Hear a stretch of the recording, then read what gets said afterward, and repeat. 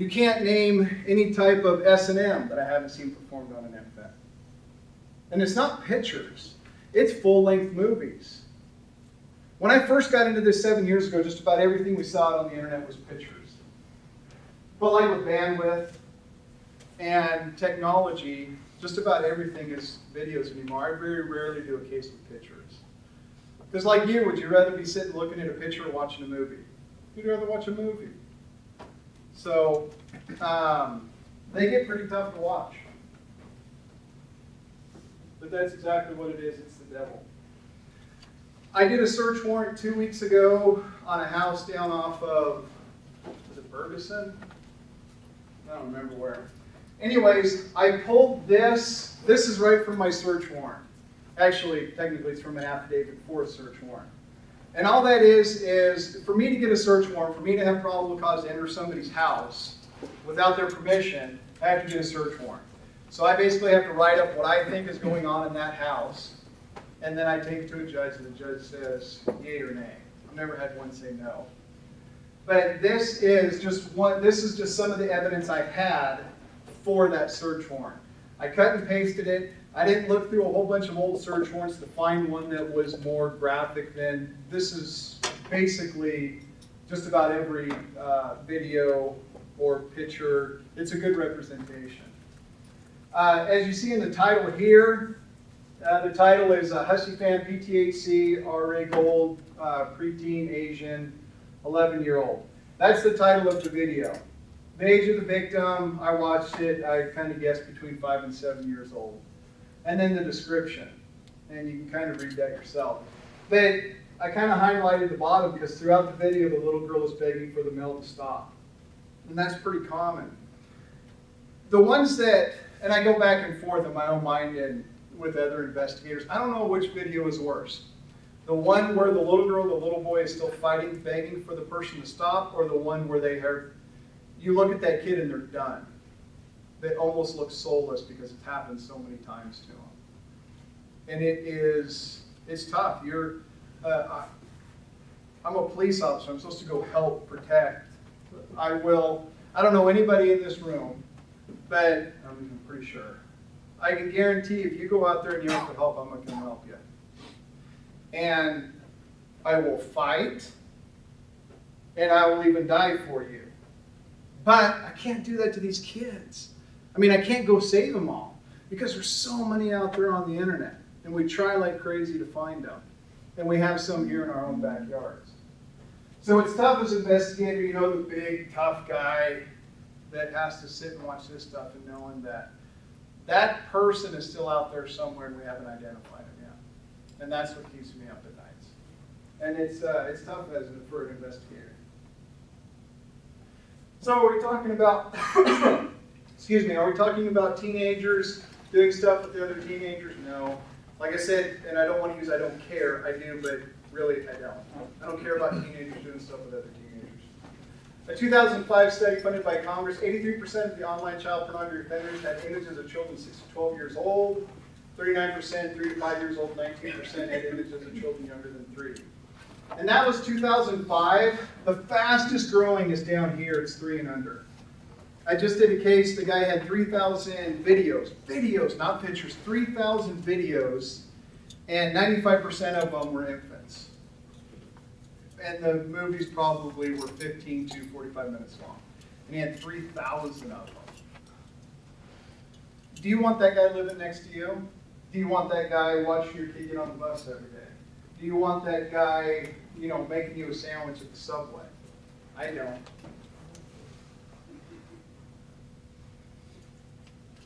Oh, and if anybody has any questions, feel free to ask. I'd like to leave this quote up in here. We regularly see hundreds of thousands of images involving children as young as babies in diapers and pictures in full-length movies being brutally tortured, raped, sodomized, and bleeding. This is the norm. There are now 3 to 4 year olds in 20-minute videos, movies screaming for daddy to stop. That's an old quote, old for ICAC. We haven't been around that long. But now, instead of 20-minute movies, it's 2-hour movies. So I'd say that's the biggest difference. The movies have gotten a lot longer, and they've gotten probably more brutal. So how to practice child love. This is a pamphlet that we are seeing more and more when we go into a suspect's home and we do our forensics on the computer. It's a pamphlet that if for some reason it was written in Mandarin Chinese and no one spoke Mandarin Chinese in here, and I showed it to you, it's extremely well done. It looked like somebody put a ton of time in it. It looks like a college, book that you guys would have for any one of your classes.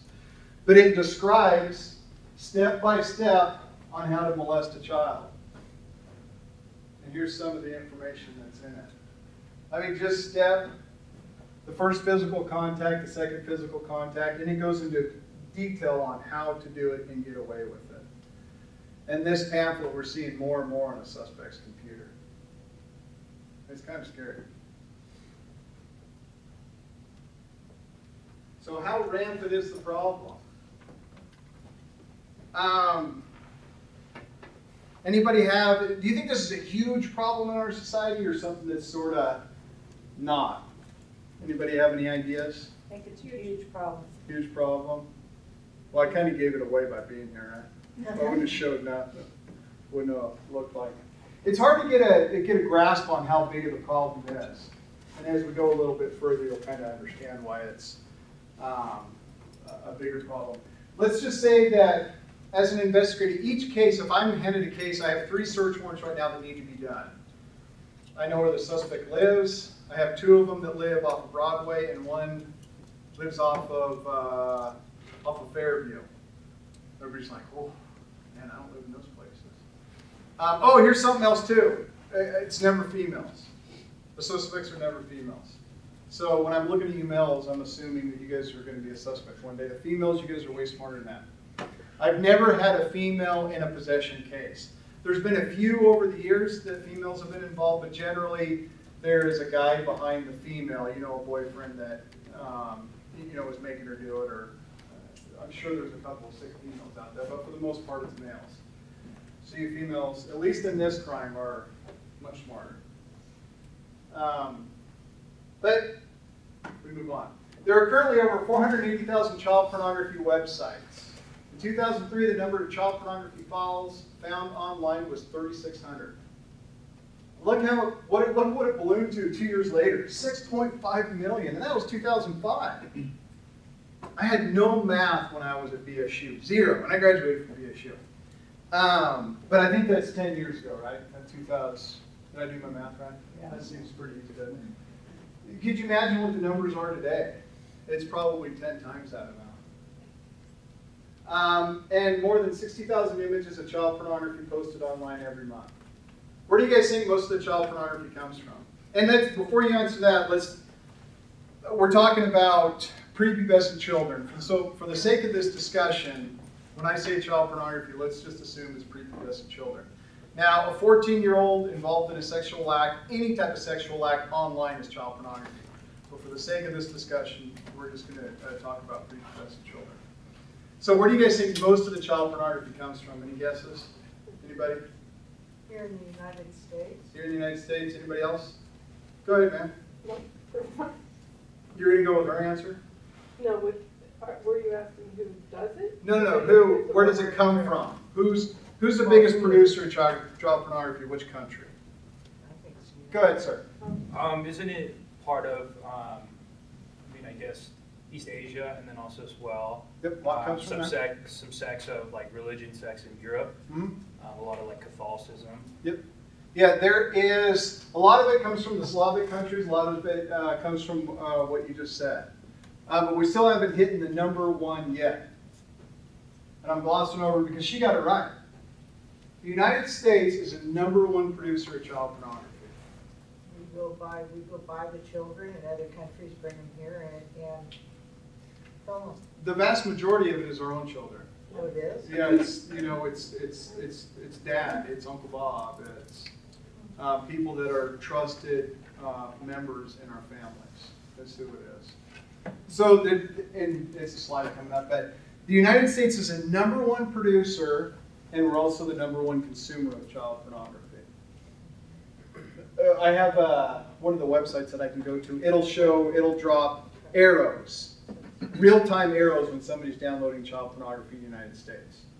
And the arrows are going so fast all over the United States, you barely even, it's kind of crazy to watch it. It makes me go crazy because I think, ooh, there's a case, there's a case, there's a case, there's a case, and I want to go arrest them all.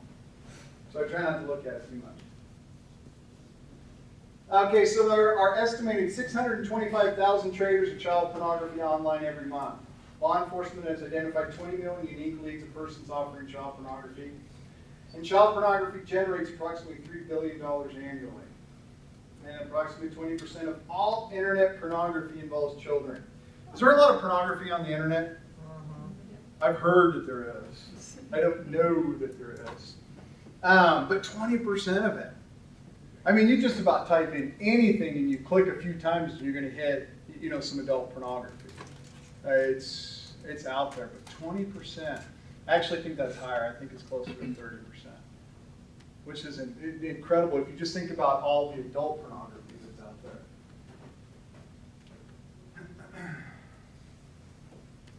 So, man, child pornography is not a big problem in the U.S. We kind of already discussed this. 55% of the world's child pornography is produced in the U.S. 55%. The U.S. is the #1 consumer worldwide for child pornography, which is scary. I never would have guessed it.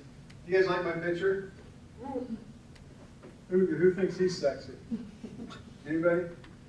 You guys are crazy. That dude's got the whole world by the tail. I mean, he can fix computers, right? He's in his underwear, mine away. I apologize. Yeah, I would. Yeah, if I was you, that's better. It makes you feel a little more comfortable. Yeah. So what do we think about the first question? True or false? Child sexual abuse photos and videos are easy to find on the internet. True. Okay. True or false? It's common that people can download this stuff accidentally. True or false? You guys thinking false? True? What do you think? I hear false is over here. What do you think? I don't think that it's common, but I think, grandma can click on the wrong link and things can pop up that she wasn't intentionally trying to get to. Yeah. We'll cover the first one first. So child sexual abuse photos and videos are easy to find on the internet. That's false. It's not true. They're not easy to find. You got to do specific things to find them. Now we'll talk about that. So true or false, it's common that people can download stuff accidentally. Common's a horrible word to use, and it ain't a test question. And hopefully if you guys ever saw a test question with the word common in it, you'd challenge it, because that's a crap way to write a question. Because the only reason I graduated was challenging every test I took. Anybody, real quick, this is sort of off topic, but anybody know what 127.0.2.1 is? Any computer geeks in here? It's an IP address, absolutely. There's no computer nerds in here, or you don't want to raise your hand. I will. I don't mind. All it is, there's no place like home. If you put in this IP address, it loops back to your machine. That's all it does. That's why there's no place like home. You guys would be a lot more fun if you're computer nerds, because if computer nerds go, oh yeah, that's right. Hey, but I am, later today, I'm speaking in front of another class here at VSU on cybercrimes or something. They're going to love that. You guys, no. But anyways, so it's not easy to find child pornography on the internet, and you're not going to accidentally run into it. And we'll talk about that. For the most part. Blind tag. So, steps to go find that child pornography. If I go to Yahoo right now, I go to Google, I go to Bing, and I type in child pornography, I'm not going to find it. I type in little Annie 3-year-old sex, I'm not going to find it. I've got to use, everybody knows what a peer-to-peer program is? Everybody have an idea? It's how all you guys are getting music, violating federal laws.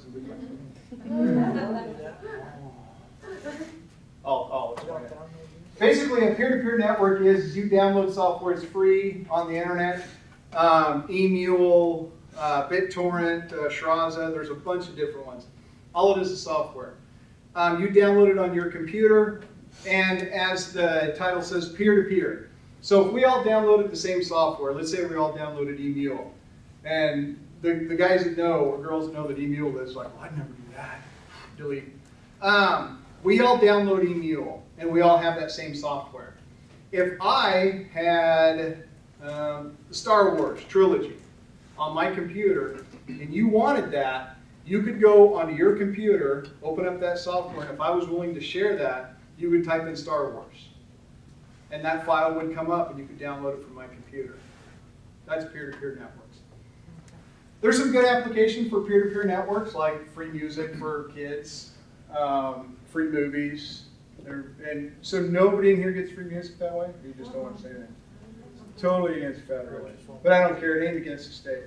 He does, right there. I saw the smile. Good for you. Yeah, I tell people when I go, I don't care about music. I download it. It's a federal thing. But anyways, let's get back to it. I got to download and install a peer-to-peer network. So that's the very first thing I have to do. And then I got to run the peer-to-peer network. Then I got to use specific search terms to find child pornography images. The most common one is PTHC, and that stands for pre-teen hardcore. It's probably the #1 search term in a peer-to-peer network for child pornography. And then anything else you can imagine. 2-year-old, 3-year-old, 9/anal, anything you want to put in there. If I download and run a peer-to-peer network and I type in Star Wars trilogy, do you think I'm going to get child pornography? No, I'm going to get Star Wars movies. If I type in train movies, I'm going to get train movies. If I type in, I don't know, what's a popular band? I can't stand music. What do you listen to? Anything. Loaded question. Yeah, any band. Come on, give me a band. Train. Train, really? Are they good? Yeah. All right, cool. So if I type in Train, I'm going to get music by Train. I'm not going to get child pornography. So generally when I go do a search warrant, one of the first things I do when I sit down with the guy, and it's always a guy, they will, as they start to open up a little bit, they'll go, yeah, I just accidentally did it. Hey, you dummy. You downloaded a peer-to-peer network. You put in specific search terms like preteen hardcore or 2-year-old. You saw the title of the video which says, you know, Annie takes it in the butt, and then you clicked on that video and downloaded it. Now, at what point did he accidentally do something? You don't accidentally do that. I haven't had a case yet where somebody accidentally downloaded something. So and that's why I bring that up. It's not easy to find unless you know exactly what you're doing and you take certain steps. This computer here has internet. We could download on this computer here, screen here, we could download a peer-to-peer network in probably a minute and a half, depending on bandwidth, to get it set up. And it's like a normal software program. You know, you click through, you just do the basic default like we all do on our computers. The program would start up probably in another 30 seconds. We could type in PTHC. All these videos would come up. We could click on a couple. So within probably 7 minutes, we could have child pornography playing on the big screen. That's how quick it is if you know what you're doing. If you don't know what you're doing, you'll find it at some point. You'll probably get 8 million viruses. But it's not easy. So especially for you females, if your boyfriend, you know, you're on his computer and you see something that looks way too young, he's like, oh, I accidentally did it. Run. Get out of the house. I ain't kidding you. Run. They didn't accidentally do it. They didn't. It doesn't happen by accident. So you ladies out there got to be our eyes and ears. Peer-to-peer network, kind of explained it. Computer systems which are connected to each other via the internet. Files can be shared directly between systems on the network without the need of a central server. In other words, each computer in the peer-to-peer network becomes a file server as well as a client. Basically, why I put that up is because people go, well, why can't we get out there and just get all this stuff off of there? Or why can't we shut down the sites that are doing it? Because these sites don't have a central server.